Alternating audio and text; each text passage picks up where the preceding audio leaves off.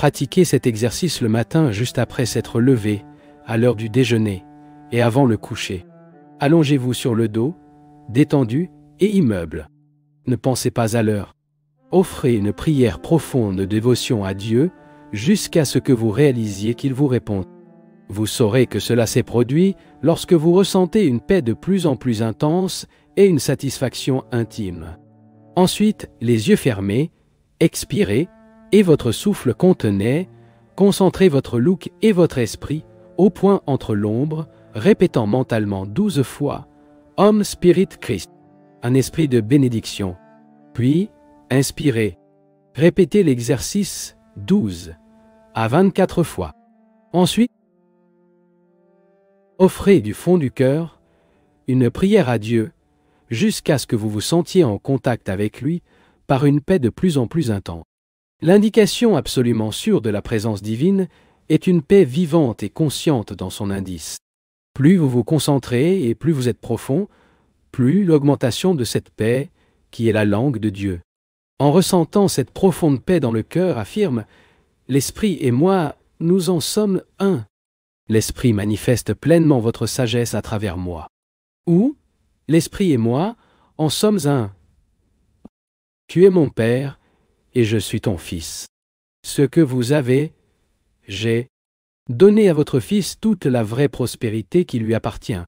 Suivre les méditations aidera les aspirations spirituelles à libérer l'âme de l'âme dans le corps et à l'accorder à la liberté éternelle dans l'infini. Dès qu'il s'est réveillé, il sent avec son dos en arrière et regarde par la fenêtre ouverte sur le salaud du ciel. Ou, s'il n'est pas visible depuis votre fenêtre, consultez-le mentalement. Imaginez votre esprit en contemplant votre corps, votre pièce et le ciel en même temps. Méditez pendant quelques minutes jusqu'à ce que vous sentiez que vous êtes votre corps, la pièce et le ciel. Vous pouvez également pratiquer cette méditation dans un beau lieu extérieur, de jour ou de nuit. Asseyez-vous avec le dos droit et fermez les yeux. Imaginez-vous assis au centre de la pièce et que votre maison est un monde, avec le plafond par le ciel. Visualisez cette maison de neige décorée à la maison au poteau et semée avec des montagnes, des rivières, des lacs et océans en cubes. Contemplez les fougères des forêts qui ornent votre maison terrestre. Imaginez maintenant toutes les nations, les races, les familles et les chères personnes autour de vous. Interprétez le drame de la vie sur la scène du temps. Et disons mentalement « Bonjour père, mère, frères, sœurs et amis, blanc, marron, noir et jaune. » Essayez de ressentir toutes les courses comme si elles étaient votre propre famille et vos proches. Dites mentalement « Laissez-nous tous vénération notre Père célibataire, Dieu qui a fait de nous son image et sa ressemblance. Revons-nous nos grands-parents, Adam et Ève, dont le sang coule dans les veines de nous tous. Remercions Dieu de nous avoir mis sur cette grande adresse, la terre. Laissez-nous vivre, joyeusement et harmonieusement, selon votre volonté. Méditez les yeux fermés, disons mentalement. Dissoudre mon corps dans l'obscurité. Observez l'espace sombre et illimité de l'éternité au-dessus, en dessous, devant, à l'arrière, à l'intérieur et à l'extérieur. Partout. Visualisez ensuite un ballon avec des couleurs arc-en-ciel entourant votre corps. Ce ballon en caoutchouc, vous ne pouvez jamais éclater. Peu importe à quel point vous y êtes à votre inspiration. Expirez lentement et visualisez le ballon léger, se développant avec son souffle léger jusqu'à ce qu'il devienne suffisamment grand pour contenir des constellations, des univers et des systèmes planétaires et solaires, y compris la Terre et son corps. Une autre méditation.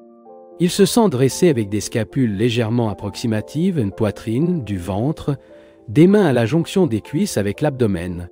Concentrez-vous sur le point entre les sourcils. Oubliez le corps, la maison, la terre, le soleil et le ciel. Oubliez la chair, les pensées et les sentiments. Sentez-vous juste la bâtarde à l'intérieur. Répétez-vous Je suis l'infini.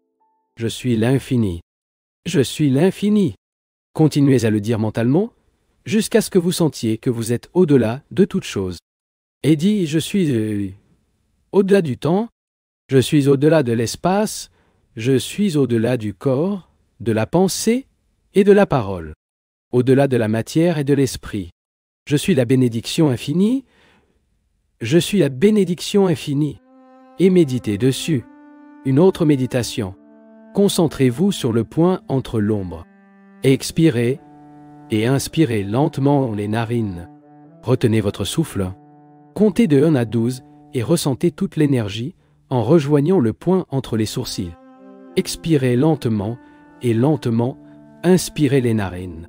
Retenez votre souffle et comptez jusqu'à 25. Expirez lentement et inspirez lentement les narines. Retenez votre souffle et comptez jusqu'à 40 pas. Sentant l'énergie au point entre l'ombre. Expire lentement. Oubliez maintenant votre souffle et concentrez-vous sur le point entre l'ombre. Une autre méditation. Imaginez une boule d'obscurité. Sentez-le en train de se développer pour inclure la salle, la ville, l'État. Cette boule sombre se développera encore plus pour inclure tout votre pays. Toutes les nations, toutes les étoiles, la Voie lactée, les univers, et enfin tout le cosmos. Imaginez-vous maintenant devenir léger. Sentez cette balle brillante en apportant tout ce qui existe. L'univers entier est une boule à incandescence qui devient alors une boule de bonheur infini. Tu es ce bonheur. Méditez à ce sujet. Ce qui contrôle votre vie n'est pas de passer des pensées, ni des idées brillantes, mais des habitudes quotidiennes. Les habitudes de pensée sont des aimants mentaux. Ils attirent des objets spécifiques en fonction de la qualité de leur attraction. Lorsque le bonheur naturel de l'âme est contaminé par les plaisirs éphémères des sens, la luminosité dorée de l'âme obscurcit. Beaucoup de gens imaginent qu'ils ne peuvent pas vivre sans mauvais plaisirs, provoquant des malheurs, comme la consommation d'alcool qui tue le corps. Mais s'ils pouvaient former de bonnes habitudes, ils diraient que nous ne pouvons pas vivre sans la paix et le plaisir de la méditation. Nous sommes mécontents lorsque nous cédons à des plaisirs plus petits, tout comme nous investissons de petites sommes d'argent pour obtenir des gains plus importants à l'avenir. Le dévot doit lutter contre les plaisirs matériels à gagner la pure joie de la méditation. Des milliers de personnes ne peuvent pas comprendre pourquoi les sens générant des plaisirs obscurcissent la joie de l'esprit.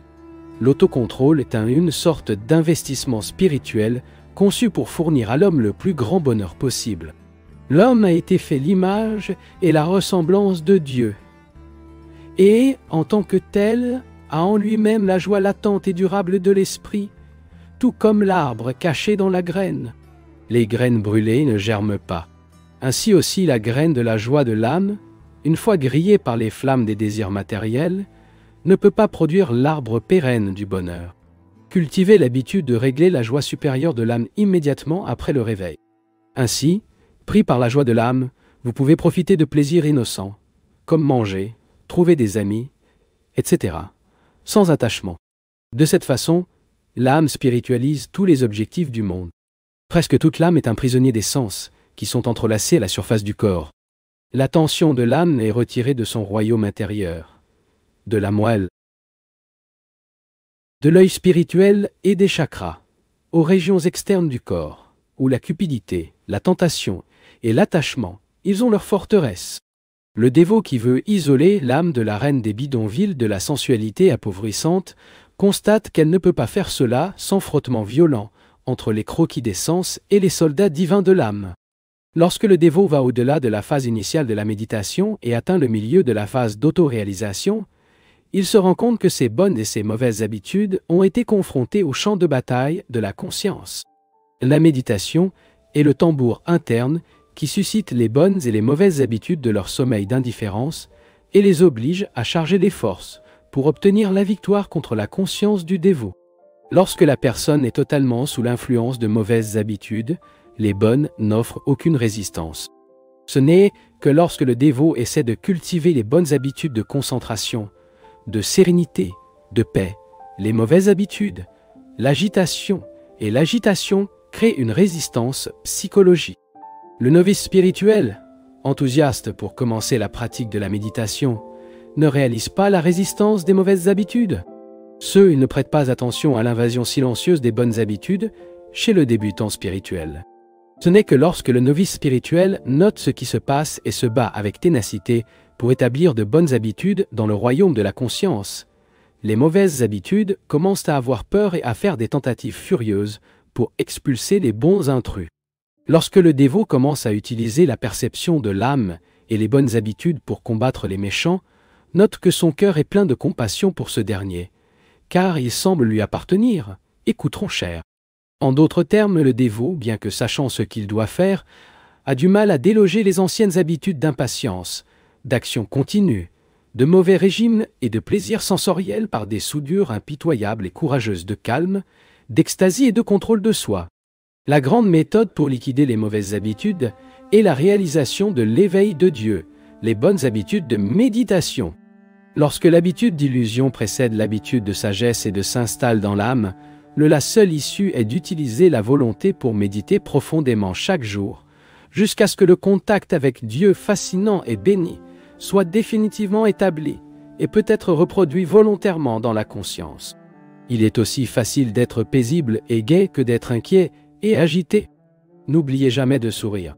Pas un sourire sournois, faux, mais un sourire honnête et radieux, provenant d'un cœur illuminé et joyeux. Je développe l'habitude de sourire quoi qu'il arrive, et je suppose que le contrôle total de vos pensées, il s'améliore ou aggrave votre vie.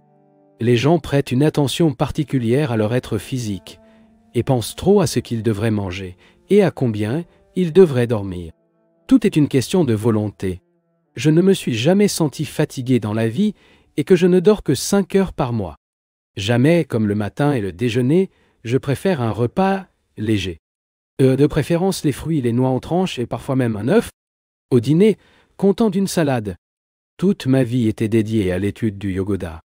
Ce que j'ai fait, les autres peuvent aussi le faire. Les bonnes habitudes sont vos meilleurs assistants. Préservez leur force en les stimulant à travers de bonnes actions. Les mauvaises habitudes sont leurs pires ennemis. Contre sa volonté, ils le forcent à faire des choses qui lui font du mal. Laissez-les mourir. Le décourage de leur refuser la nourriture ou les mauvaises actions. La vraie liberté est d'agir en fonction du bon jugement et non sous la pression des habitudes. Comme ce que vous devriez manger et pas nécessairement ce que vous mangez habituellement. Faites ce que vous devez faire et non ce que vos habitudes nécessitent. Les bonnes et les mauvaises habitudes ont besoin de temps pour gagner en force. Les mauvaises habitudes peuvent être déplacées par de bonnes habitudes si elles sont patiemment cultivées.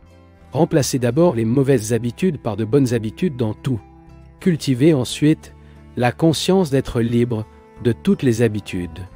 Le royaume des cieux est similaire à l'homme qui a semé une bonne graine dans son domaine.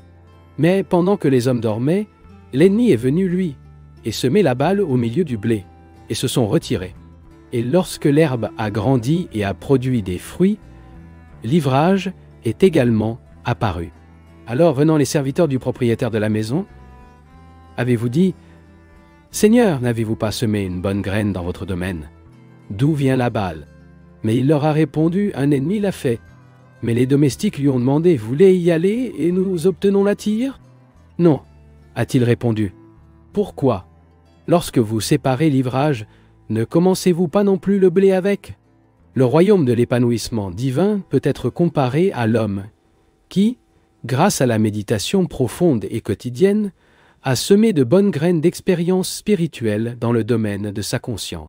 Mais comme il dormait, il était inconscient des perceptions spirituelles, et son ami des tendances subconscients répand les graines des habitudes matérielles entre le blé de l'autoréalisation spirituelle.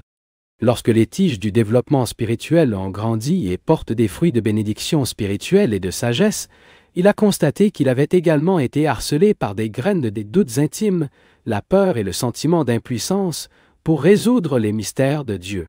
Les serviteurs, le contrôle de soi et la discipline spirituelle ont demandé au maître dévot « D'où vient cette balle d'obstacles spirituels? Vous voulez que vos serviteurs se résument à l'esprit subconscient pour éliminer la balle? Sagesse annihilant, instantanée et lumière accumulée dans le cerveau grâce à l'esprit internalisé.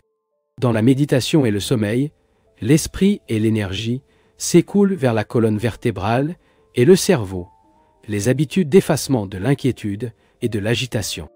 Dans le sommeil, l'énergie expulse les préoccupations. Seulement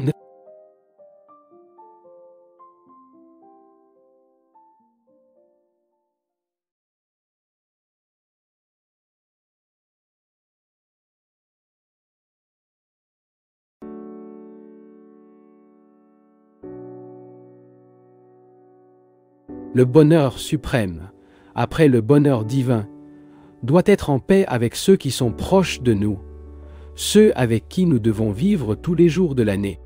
Lorsque les gens essaient de gérer la machine très compliquée de sentiments humains sans aucune formation, les résultats sont souvent désastreux.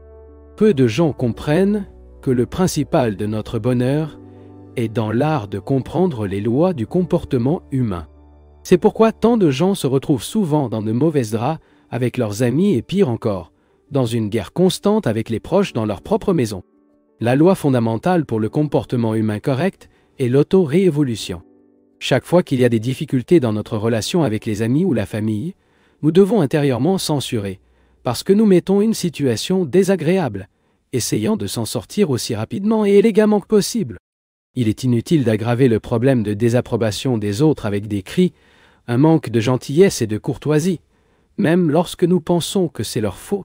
Chers, qui sont génies, nous pouvons vous apprendre à corriger vos défauts en leur donnant un bon exemple.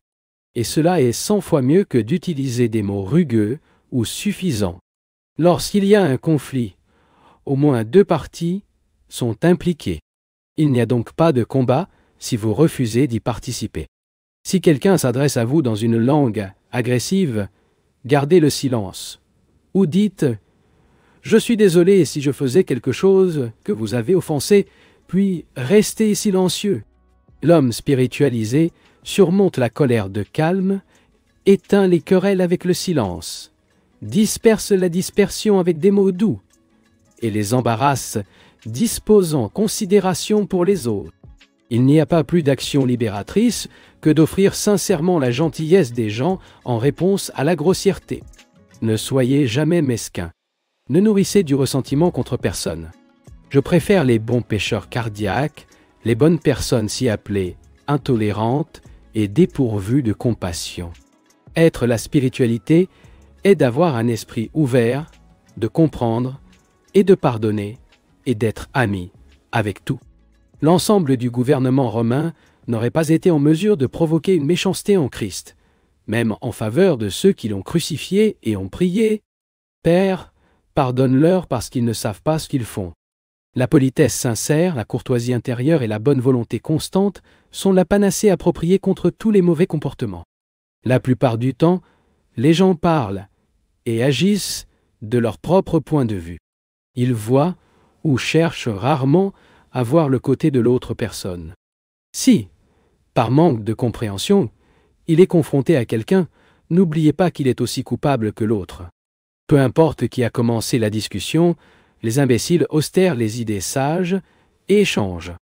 Avoir un tempérament calme ne signifie pas que vous souriez toujours et que vous êtes d'accord avec tout le monde. Peu importe ce que ces gens disent. Vous envisagez la vérité, mais vous ne voulez ennuyer personne avec elle. C'est une exagération. Ceux qui essaient d'agir de cette façon pour plaire à tout le monde, avec le désir de gagner des louanges, grâce à leur bon génie, ils n'ont pas nécessairement le contrôle de leurs propres sentiments. C'est celui qui contrôle les sentiments, suit la vérité, proclame cette vérité chaque fois qu'il le peut, et évite inutilement l'ennui de celui qui en aucune façon n'est pas réceptif. Vous savez quand parler et quand se taire, mais ne compromettez jamais vos propres idéaux ou votre paix intérieure. Un tel individu est une force en faveur du bien dans ce monde. Nous devons devenir attrayants en utilisant les vêtements minces d'une langue véritablement courtoise. Nous devrions d'abord être courtois pour nos proches parents. En étant capables de cela, nous serons généralement gentils avec tout le monde. Le vrai bonheur de la famille est basé sur l'autel de la compréhension et des mots doux. Il n'est pas nécessaire d'être d'accord avec tout pour afficher la gentillesse. Un silence calme, une sincérité et des mots aimables, que la personne soit d'accord et que la personne est en désaccord. Identifiez qui sait se comporter. Si vous voulez être aimé, commencez par aimer ceux qui ont besoin d'amour. Si vous voulez que les autres sympathisent avec vous, commencez par montrer de la sympathie avec les gens qui vous entourent.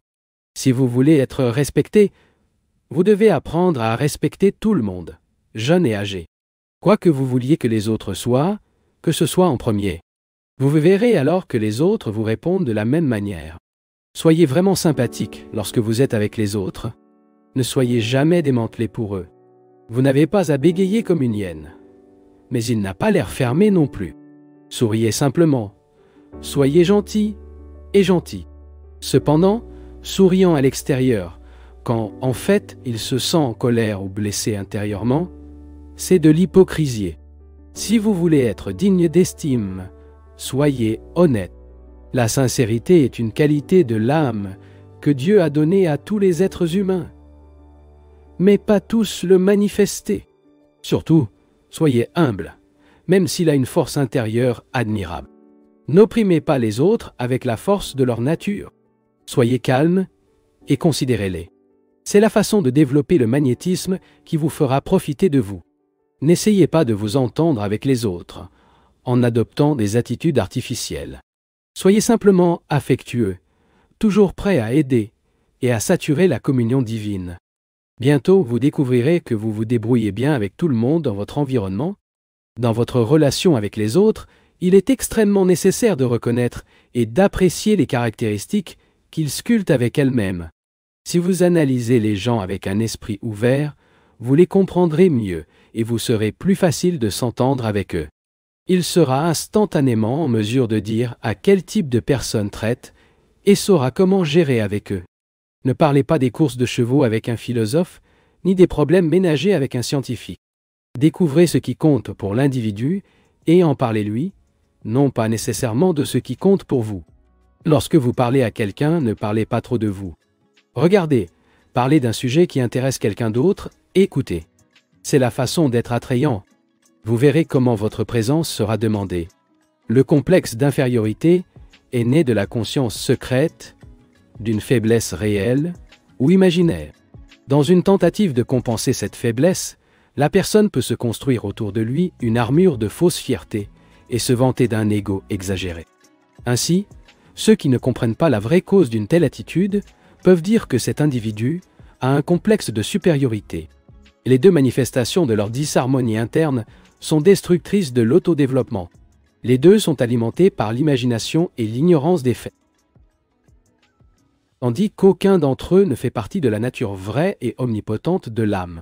Basez votre confiance en soi sur une véritable réalisation, ainsi que la conviction que votre moi royal, l'âme, ne peut en aucun cas être inférieur. Ensuite, vous vous libérerez de tous les complexes.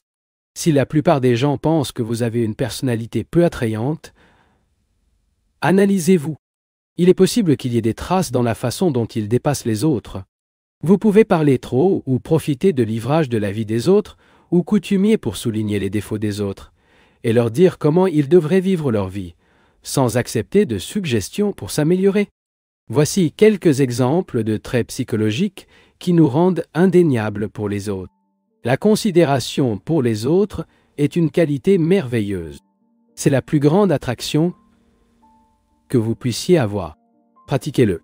Si quelqu'un a soif, la personne demande, anticipe et offre quelque chose à boire. La considération signifie la perception et l'attention aux autres.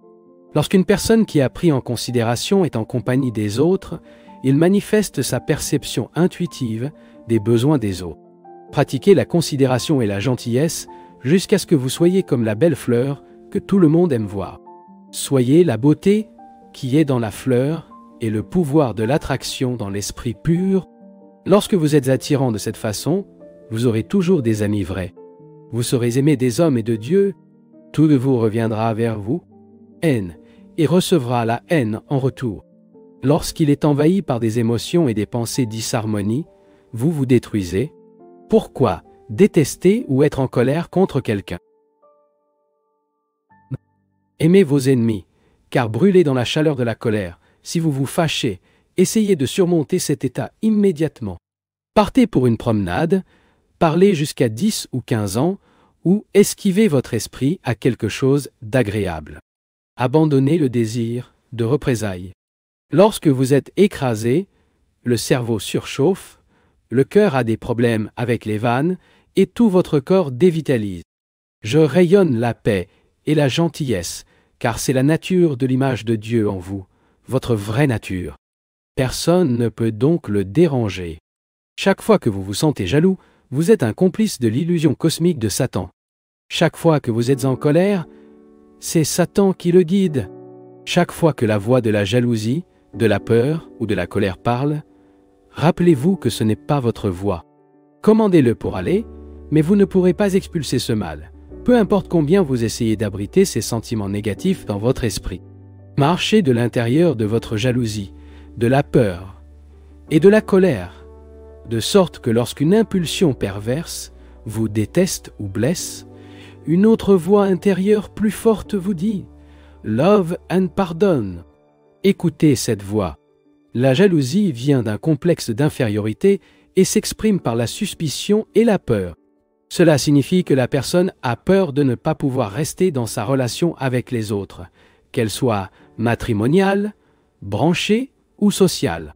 Si vous ressentez des raisons d'être jaloux envers quelqu'un, par exemple, si vous craignez que le bien-être transfère votre attention à un autre, efforcez d'abord de comprendre si quelque chose manque intérieurement.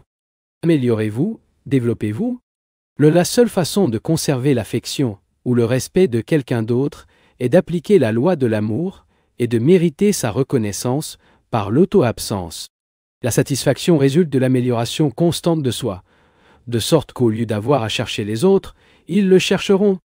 Même tant qu'ils s'efforcent de s'améliorer, apprenez à être unique, confiant dans vos propres vertus et votre propre valeur. Si vous voulez que les autres croient en vous, rappelez-vous, ce ne sont pas seulement vos mots qui produisent un effet, mais ce que vous êtes et ce que vous ressentez intérieurement, ce qui est dans votre âme. Essayez toujours d'être un ange à l'intérieur, peu importe comment les autres ont agi. Soyez honnête, gentil, affectueux et compréhensif. Lorsque quelqu'un vous s'approche avec colère, gardez l'auto-témoignage. Je ne m'exalterai pas. Je continuerai à exprimer son calme jusqu'à ce que les sentiments de cette personne changent. Lorsqu'un proche teste notre patience au-delà des limites, nous devons nous retirer dans un endroit calme, verrouiller la porte, pratiquer des exercices physiques et détendez-vous comme suit. Asseyez-vous dans une chaise ferme avec la colonne vertébrale dressée. Inspirez lentement et expirez 12 fois. Affirmez donc profondément et mentalement 10 fois ou plus. Père, tu es l'harmonie. Puis-je refléter votre harmonie? Harmonise mon bien-aimé, attaqué par l'erreur. La personne devrait dire cela jusqu'à ce qu'il sente, par le sens profond de la paix et de la confiance tranquille, qu'il descend sur lui, que Dieu a entendu et lui a répondu. Les enseignements sur la façon de contrôler les émotions sont-ils dangereux? A demandé à un étudiant. De nombreux psychologues disent que la suppression provoque des inadaptés mentaux et même des maladies physiques. Yogananda a répondu. La suppression est nuisible. Autrement dit, il a nourri l'idée que vous voulez quelque chose sans, cependant, quelque chose de constructif pour l'obtenir. L'autocontrôle est bénéfique. Remplacez patiemment les mauvaises pensées par l'exactitude, transformant des actions répréhensibles en actions utiles. Ceux qui restent se blessaient à peine. Les gens qui remplissent judicieusement leur esprit et leur vie avec des activités constructives évitent de nombreuses souffrances ignobles pour elles-mêmes. La race ne jaillit que sur des désirs contredits. Je n'attends rien des autres. Par conséquent, vos actions ne peuvent pas s'opposer à mes désirs. Si quelqu'un vous fait mal profondément, vous me garderez un souvenir. Cependant, au lieu de vous concentrer sur cet événement, vous devriez penser à toutes les bonnes choses de la personne qui vous a blessé et de tout le bien que vous aviez dans la vie. N'appelez pas les insultes que vous recevez. Concentrez-vous sur l'essai de contempler Dieu dans votre ennemi. En tant qu'agissant ainsi, vous vous débarrassez du mauvais désir de vengeance qui détruit votre paix mentale. Planter une rancune sur la rancune ou donner de la haine en échange de la haine reçue, non seulement vous augmentez l'hostilité de l'ennemi, mais si elle est empoisonnante physiquement et émotionnellement avec votre propre venin. Nourrir l'amour uniquement pour les autres dans votre cœur. Plus cela devient bon en eux, plus il établira le bien en soi. Gardez la conscience du bien. La façon de rendre les gens bons est de reconnaître le bien en eux, de ne pas les critiquer. Restez calme, serein, toujours en vous possédant. Vous verrez à quel point il est facile de bien vivre avec les autres. Nettoyez votre esprit de toutes les critiques défavorables aux autres. Utilisez un look ou une suggestion pour corriger avec amour une personne réceptive. Mais ne forcez pas la correction et ne continuez pas à maintenir les pensées critiques, bien qu'elles restent silencieuses. Les pensées peuvent parfois être plus efficaces que les mots. L'esprit humain est la station de transmission la plus puissante qui existe. Si vous rayonnez constamment des pensées positives avec amour, ces pensées auront un effet sur les autres. De même, si vous rayonnez de la jalousie ou de la haine, d'autres reçoivent ces pensées et répondent correspondant. Demandez à Dieu son pouvoir de soutenir vos efforts. Si, par exemple, le mari s'éloigne, la femme doit prier Dieu. « Monsieur, aidez-moi à aider mon mari. Retirez toute trace de jalousie et de ressentiment de mon cœur. Je prie seulement pour qu'il comprenne son erreur et son changement. Seigneur, restez avec lui et bénis-moi pour faire ma part. » Si votre communion avec Dieu est profonde, vous verrez cette personne changer. Il est facile de riposter, mais offrir de l'amour est la meilleure façon d'essayer de détacher ceux qui le poursuivent. Même si cela ne fonctionne pas à l'époque, il ne peut jamais oublier que quand il l'a giflé, vous avez donné de l'amour en retour. Cet amour doit être sincère. Quand il vient du cœur, l'amour est magique. Ne vous attendez pas à des résultats. Même si votre amour est méprisé, ne faites pas attention. Donnez l'amour et oubliez-le. Rien n'attend. Ensuite, vous verrez le résultat magique. Le Dieu de certaines Écritures est vengeur et toujours prêt à nous punir. Mais Jésus nous a montré la vraie nature de Dieu. Il n'a pas détruit ses ennemis avec 12 explosions d'anges, mais a plutôt dépassé le mal avec le pouvoir de l'amour divin. Son action a démontré l'amour suprême de Dieu et le comportement de ceux qui sont avec lui. Il a été dit que la continuité de l'espèce est due à la capacité de l'homme à pardonner. Le pardon est la sainteté. Grâce au pardon, l'univers reste cohérent. Le pardon est le pouvoir des puissants. Le pardon est le sacrifice. Le pardon est l'agitation de l'esprit. Le pardon et la gentillesse sont les qualités de ceux qui ont un contrôle de soi. Et ils représentent la vertu éternelle. Puis Pierre, s'approchant, lui a demandé « Seigneur, combien de fois mon frère péchera-t-il contre moi, et je lui pardonnerai ?» Jusqu'à 7 ans. Et Jésus lui a répondu « Je ne vous dis pas cela jusqu'à 7, mais jusqu'à 70 fois 7. » J'ai prié profondément pour comprendre ce conseil, sans compromis. « Monsieur, j'ai protesté. Est-ce possible ?» Lorsque la voix divine a finalement répondu, elle a amené un torrent de lumière, un renouvellement d'humilité. Combien de fois par jour, mec, pardonne à chacun de vous? Tout comme Dieu nous pardonne constamment, sachant même tous nos mauvais les pensées, ceux qui sont entendus avec lui ressentent naturellement le même amour. Dans votre cœur, vous devez faire germer une sympathie qui joue toutes les douleurs du cœur des autres.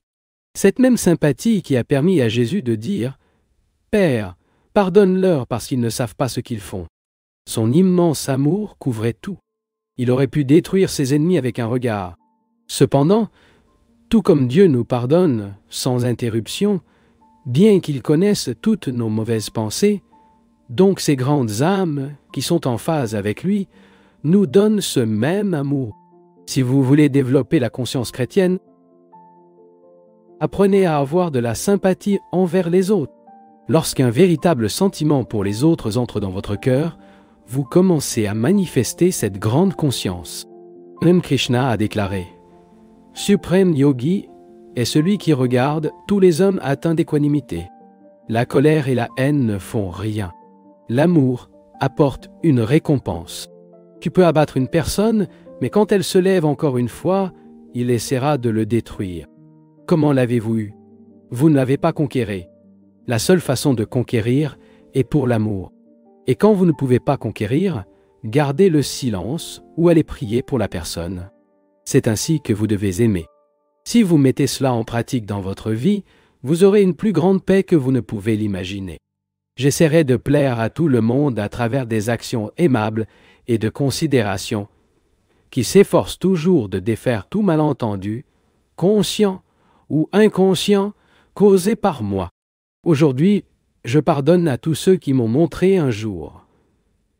Je donne mon amour à tous les cœurs, assoiffés, à la fois ceux qui m'aiment et ceux qui ne m'aiment pas.